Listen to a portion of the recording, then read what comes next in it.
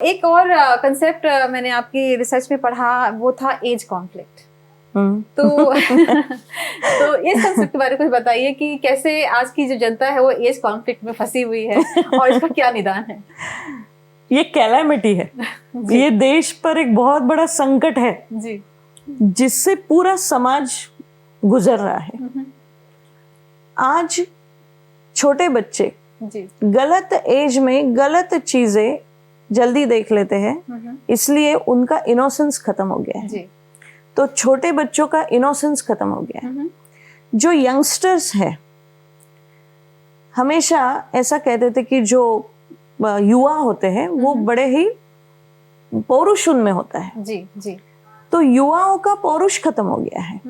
Okay, और जो वृद्ध है उनकी मैच्योरिटी खत्म हो गई है। जी, जी, जी। तो ऐसा क्यों हुआ है, समाज इस स्थिति में कैसे आया?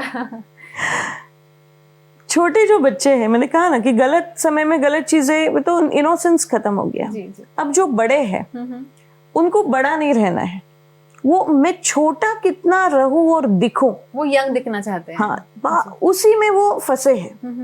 जी, ठीक है। जी, और जो बूढ़े हैं उनको बूढ़ा तो बिल्कुल नहीं रहना है, वो मैं जवान कितना दिखूं और रहूं, इसके लिए प्रयास कर रहे हैं। इसमें होता क्या है, देखिए, ये गलत नहीं है। जी, हम उसको कुछ भी नाम दे कि भाई ये मतलब उनका हेल्थ देखे, ये हेल्थ वेल्थ देखना सब कुछ बात ठीक है, लेकिन केवल यही प्रयास करना कि मैं छोटा कैसे दिखूं, मैं छोटा कैसे रहूं, मैं छोटा कैसे बात करूं, तो कभी कभी एक 52 साल का 55 साल का इंसान कभी ऐसी बात कर लेता है और फिर हमारे मन में आता है कि ये कितना इमेच्योर बात कर रहा है।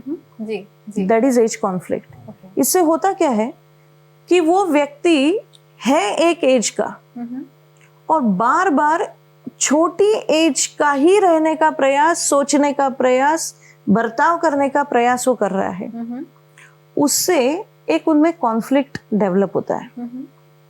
वो कॉन्फ्लिक्ट है एज, मैंने उसको नाम दिया है एज एक्सेप्टेंस कॉन्फ्लिक्ट। अच्छा, एक एज का व्यक्ति एक एज में रह रहा है, दूसरे एज में रह रहा है, हाँ, छोटी एज में रह रहा है, तो ऑब्वियसली उसका जो EQ, IQ और SEQ ये बड़ी वाली एज का नहीं रहेगा, वो छोटी वाली एज का ही रहेगा, वो कभी बढ़ेगा जो नहीं। उस खुद के लिए, उसके परिवार के लिए और उसके समाज के लिए ठीक नहीं है। ठीक नहीं है। जी।